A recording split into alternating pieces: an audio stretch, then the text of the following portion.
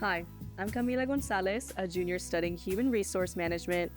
Ever since I was a freshman, I wanted to challenge myself, to grow, to connect ideas, and to help others do the same.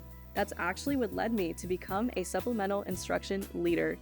As an SI leader for microeconomics, I don't just want to support students with their coursework. I help them build confidence in how they learn, and I've learned how to break down these complex topics, guiding my peers and create a space where students feel comfortable asking questions. Communication and problem solving are huge in the human resources field, and this role has given me real experience with both. I've had to lead discussions, adapt to different learning styles, and help students find their own aha moments. UTSA has given me so many opportunities to grow, not just in the classroom, but professionally as well. I've built strong connections with professors who recognize my work ethic, and I've collaborated with fellow SI leaders who are just as driven as I am. In HR, it's all about building relationships and knowing how to support others.